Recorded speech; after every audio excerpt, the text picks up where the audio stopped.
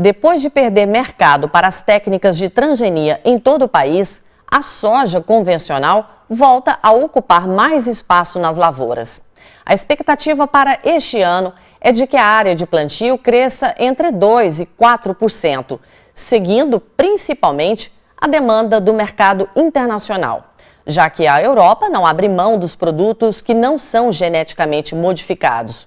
Nas últimas 2 safras, houve aumento significativo da procura por cultivares convencionais, explica a pesquisadora da Embrapa, empresa brasileira de pesquisa agropecuária, Embrapa Soja, de Londrina, Paraná, Vânia de Lima.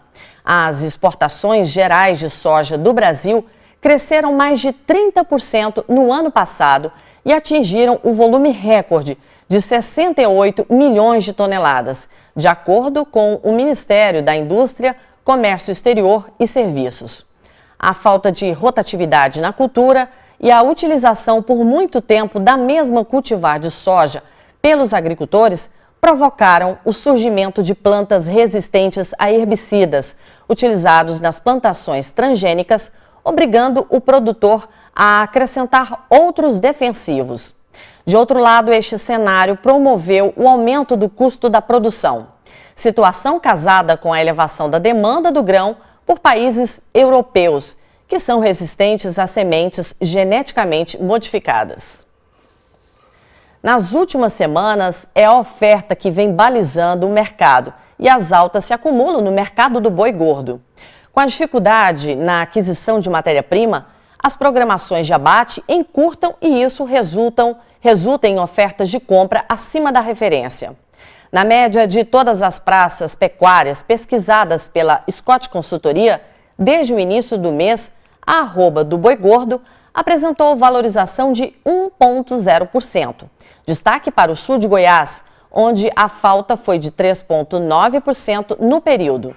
Em São Paulo, valorização de 2,2% em 30 dias.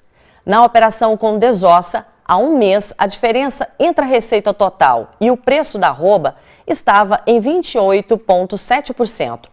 Com as recentes valorizações do boi gordo, este indicador cedeu para 23,8%. Na região, as escalas de abate giram em torno de 4 a 5 dias. Apesar de ainda elevadas historicamente, as margens das indústrias vêm se estreitando. Os números coletados pela Embrapa Territorial de São Paulo, a partir das informações mantidas no SICAR pelo Serviço Florestal Brasileiro, o SFB, mostram que os dados de novas inserções de imóveis ao SICAR, Sistema Nacional de Cadastro Ambiental Rural, ao longo de um ano, revelaram que a participação do setor rural brasileiro na preservação ambiental é maior do que o estimado na primeira análise.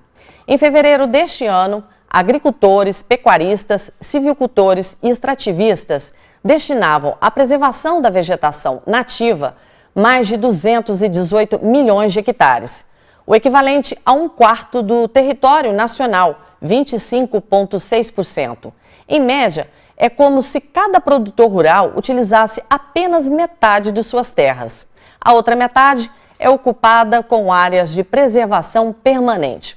Por exemplo, as margens de corpos d'água e topos de morros, reserva legal e vegetação excedente.